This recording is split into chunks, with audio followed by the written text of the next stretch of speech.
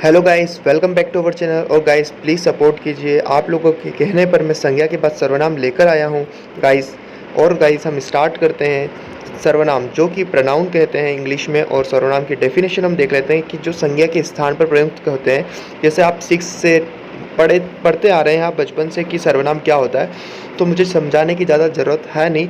हम सर्वनाम के 6 भेद पढ़ लेते हैं। जैसे पुरुषवाचक सर्वनाम।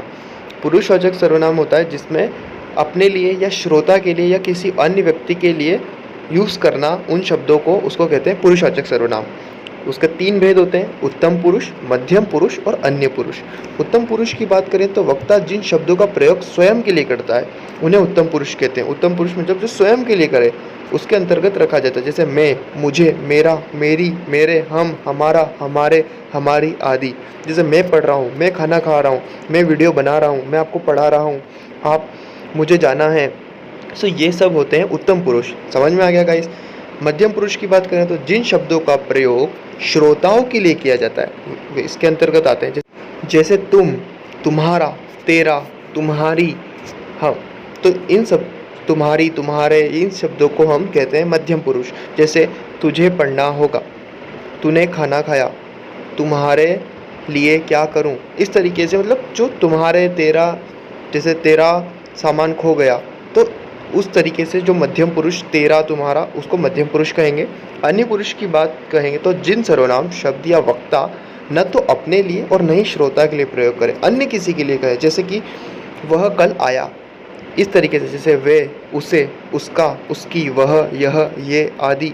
जैसे यह खेल रहे हैं, या ये कल आए थे तो वे खेल रहे हैं, यह जा रहा है, तो इनको कहेंगे अन्य पुरुष। सो गाइस, होप कि आपको पुरुषवाचक सर्वनाम समझ में आ गया होगा।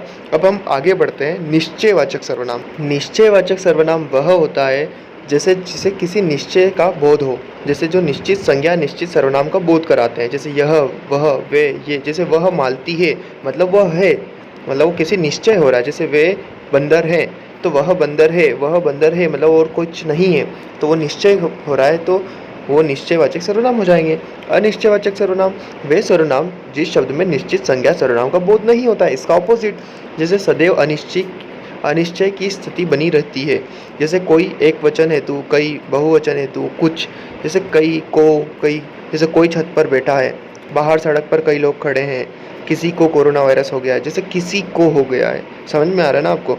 तो ये अनिश्चय कि किसी को हुआ है, किसको हुआ है, मतलब आपको पता नहीं है, निश्चय नहीं है, कोई निश्चित व्यक्ति नहीं है, कोई निश्चित स्थान नहीं है, उसको कहेंगे अनिश्चयवाचक। जैसे किसी जगह पर कुछ हुआ, तो किसी जगह पर कुछ हुआ, तो किसी पर और कुछ, तो ये सब अनिश्चय हो जाएंगे। समझ में आया। अब आगे बढ़ते हैं हम सर्वनाम का एक और भेद, संबंधवाचक सर्वनाम। गाइस समझ में आ रहा है ना आपको। संबंधवाचक सर्वनाम को कहेंगे वे सर्वनाम जो शब्द जो वाक्य के दूसरे संज्ञा या सर्वनाम शब्द के साथ संबंध बताते हैं। अर्थात वह एक संज्ञा या सर्वनाम वाक्य के दूसरे संज्ञा व सर्वनाम शब्द के साथ बताते हैं। जैसे वह घड़ी मिल गई जो जन्मदिन पर मिली थी, तो संबंध बता रही है कि वो जन्मदिन पर जो मिली थी वह घड़ी मिल गई है। जैसे उस पंखे को उतार कर लाओ जो सालों से खराब पड़ा है, मतलब जो सालों से खराब पड़ा है उस पंखे को लाओ, तो किसी से संबंध हो रहा है। जैसे वे सोहन के दादाजी हैं, तो सोहन के दादाजी, इसलिए वो रिलेशन बता रहा है, इसलिए संबंध बता रहा है। समझ में आया गाइस। यह, वह, ये, वे आदि सर्वनाम अन्य पुरुषवाचक, निश्चयवाचक तथा संबंधवाचक सर्वनाम के प्रयोग में प्रयुक्त होते हैं। लेकिन इन सर्वनामों का प्रयोग अन्य पुरुष में होता है। अन्य पुरुष जैसे यह, वह, मैंने अभी आपको बताया कि अन्य पुरुष की बात हो रही है। बट ध्यान रहे गाइस, जब अगर यह शब्द यूज़ होंगे तो संज्ञा शब्द का प्रयोग नहीं होगा, जबकि निश्चयवाचक सर्वनाम में इनके साथ एक संज्ञा शब्द जरूर लगेगा। गाइस ये नोट कर लेना, बहुत इंपॉर्टेंट चीज़ है। लेकिन संबंधवाचक सर्वनाम में इनका प्रयोग किया जाता है, तो 2 संज्ञा या 2 सर्वनाम शब्दों का प्रयोग किया जा सकता है संबंध में। ओके गाइस, अब मूव करते हैं प्रश्नवाचक सर्वनाम पर।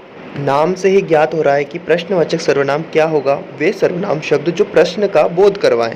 जैसे कौन, क्या, किसने, आप खाने में क्या लोगे, आप क्या करते हो, आप पढ़ते हो, यहाँ कौन आया था।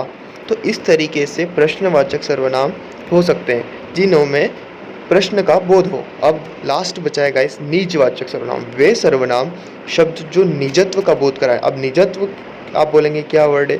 निजत्व मतलब खुद स्वयं की चीज़ों का बोध कर, अर्थात जो सर्वनाम शब्द अपने लिए प्रयुक्त होते हैं, जैसे स्वयं, खुद, स्वतः, मैं अपना काम स्वयं करूँगा, अपना अपना, अपनी अपनी, अपने अपने आदि। जैसे मुझे खुद को पढ़ना चाहिए, पानी स्वतः बह जाएगा, वो खुद ही बह जाएगा, उसको कोई बहाएगा नहीं।